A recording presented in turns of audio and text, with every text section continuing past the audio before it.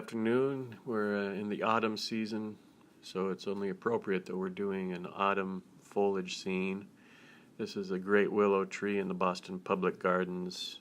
The little span bridge goes over the gardens and gives us an opportunity to show how autumn light strikes the masonry and the changing willow. Earlier, we did a value study of our scene, and while it's not exactly the same, you can see how the values were broken down into four basic values: a light or white, and then a light color, and then a medium tone, and a very dark tone. Four basic values was the working thought behind this study.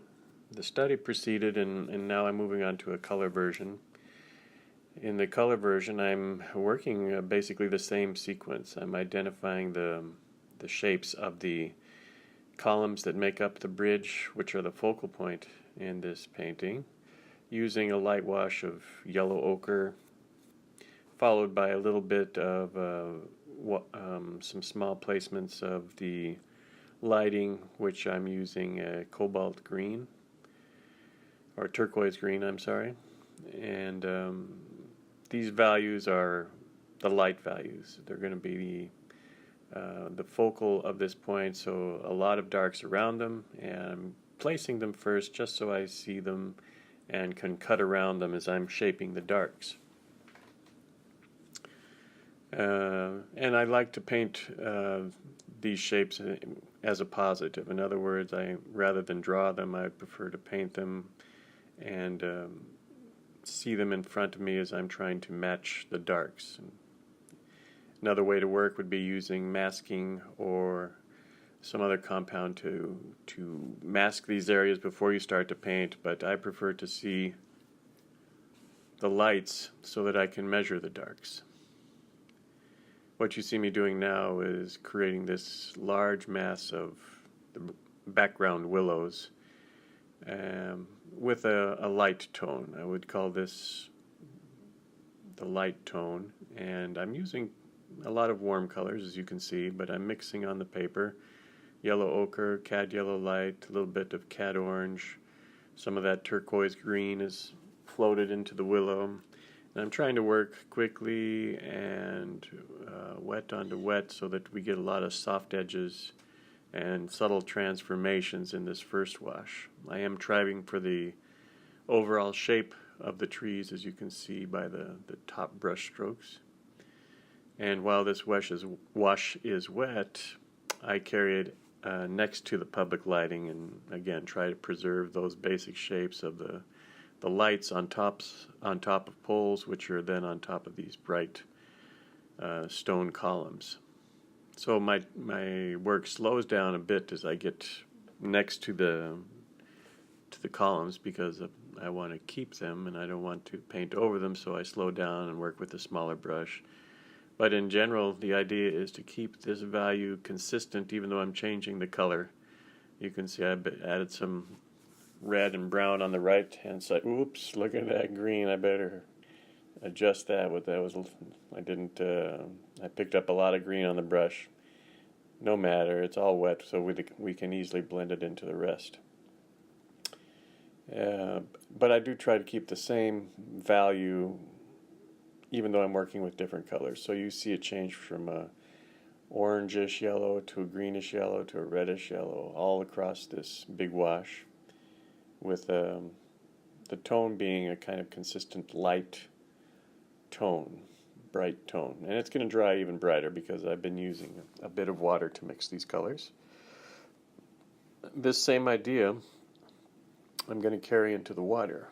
And I know it's not going to be the final color of the water. I want this yellow to kind of glow through the successive washes.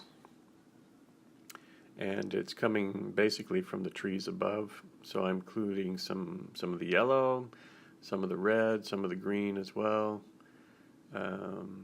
into this lower section, and preserving the bright shapes of the bridge. working this way is a rather new thing for me. In the past I've worked without drawing, but I'm finding that I enjoy blocking out the shapes with the brush as opposed to filling in the shapes after having drawn them. I find it a more spontaneous process. Things happen which I appreciate as an artist, and I feel it gives me a little more control also. So now you see me adding this, what I would call the mid value in this painting, which is a pretty strong dark value. It's going to be applied throughout the painting, below the bridge, into the trees, and I'm using it, or it's appears behind some of the bright passages. Starting on the right side, and I'm measuring it, how dark to go against these columns. They're still yellow ochre, but they're appearing as a bright white almost right now because of how dark the paint is going next to it. One thing in working with lights and darks that you'll become more and more aware of, and you should remind yourself of, is the consistency of the paint. How thick is it in the palette? How dense is it? Because as the paint dries, if it's very watery, if it's very thin, as in the first application, it dries quite a bit lighter. And it's frustrating for the beginning watercolors to see their beautiful wash dry and become sort of nothing on the page. So paint consistency, if you're aware of it, your results will be more to your expectations. So the paint consistency right now is something like whole milk. Joseph Zabukovic has a great analogy where he takes things that we're familiar with, tea, coffee, milk, cream, even butter, and he associates those with paint consistency. Since we have a sense of those, it's easier for him to communicate to his students how to measure the consistency. He's giving us something that we use every day as a means of measuring it. So to borrow his terminology, I'm using the paint as it's almost like whole milk right now. So it's rather thick. And I'm applying this dark tone, this dark medium tone. There is, we will be adding some stronger darks to this, but this dark medium tone is the dominant tone in the painting, and its purpose is to give us a bright impression of autumn light, low light upon these columns and upon the willow in the background. You'll find as you're painting this, if you're working along with me or doing a similar subject, that until these darks really span the painting, that is, until they cover the painting, you don't feel at ease. You feel, oh, this painting isn't really coming out to my expectation. You're seeing it in an unfinished state, so it's hard to sometimes project what this will look like when it's done. But have some faith. It's going to be good when we traverse the whole painting and extend this down into the water. You'll see that this dark tone is what binds the lighter tones. It's really holding the painting together. This color is made up by mixing burnt sienna and ultramarine blue. Some places, as on the right-hand side, I'm using more burnt sienna. In other words, a warmer application. Where I'm working right now, into the left side, I'm using more blue for a little, not only for a sense of variety, but to kind of push back that section and make it feel a little more distant. The strokes I'm using are reflecting the material. In other words, the willow has these long descending boughs that reach down to the water, and I'm using the brush stroke to kind of create that pattern as I'm placing the darks. I'm creating that pattern from underneath. The tree that I'm working in now is a thin tree, a single tree that stands up above the rest, so I'm using some dry brush for that.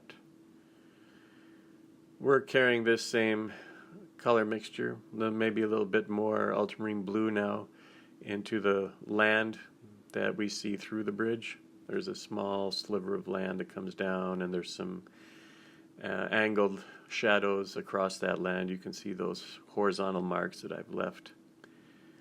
And to get us started in the water, I'm simply adding water from my bucket onto the page and making it wet. And then I'm going into this with those same colors, a little more burnt sienna, a little more red on this side, working at a bit of an angle so that the watercolor is flowing down. It's moving down towards the bottom of the page and creating this sensation of reflections.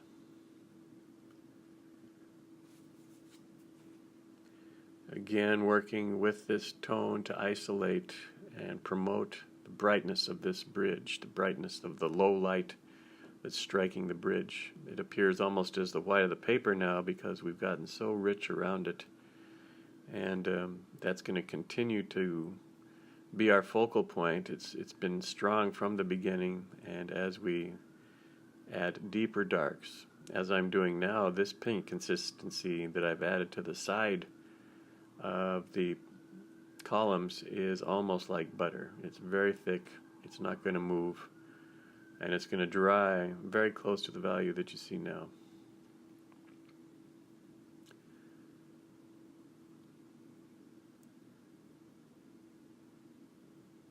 Working with a smaller brush, adding some details to the right-hand side of the bridge, some deeper darks.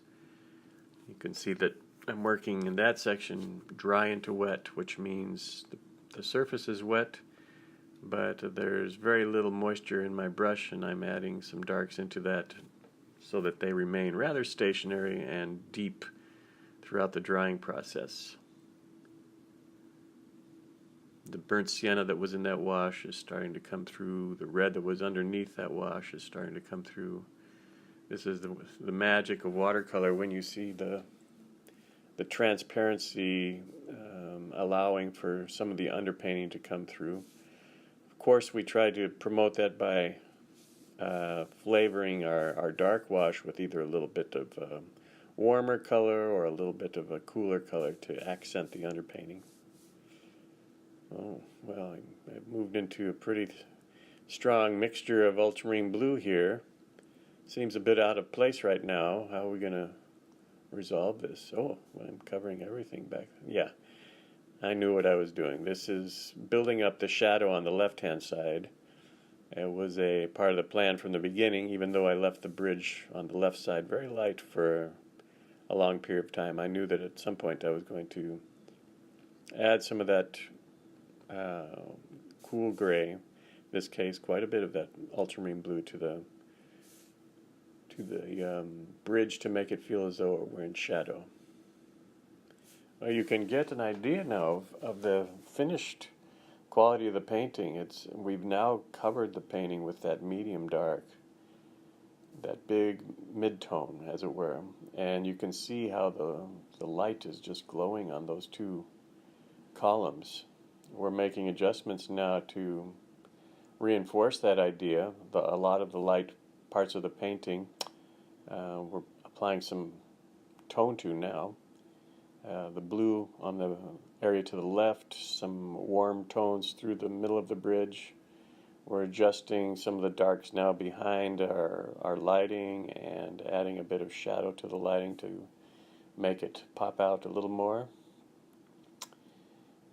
And we'll continue to make these smaller adjustments with the small brush to reinforce this area of interest, make it stand out a little more, make the light even brighter if we can, and at the same time finish off the important parts of the bridge. You see me working with some body color now. Body color has a bit of white added to it. It's this turquoise that we applied in the beginning mixed with a little white. This is the cable work of the bridge, and look how easy it is to drop that in once the painting is dry. Imagine trying to paint around all of that. It's an exercise in frustration. I find it much easier just to save that for the end and add a few touches of the body color.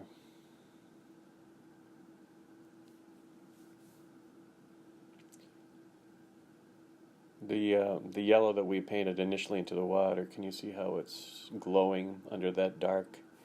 This is a classic watercolor passage, and one that I try to achieve when there's an opportunity. Getting those glowing colors in the water and in the right hand side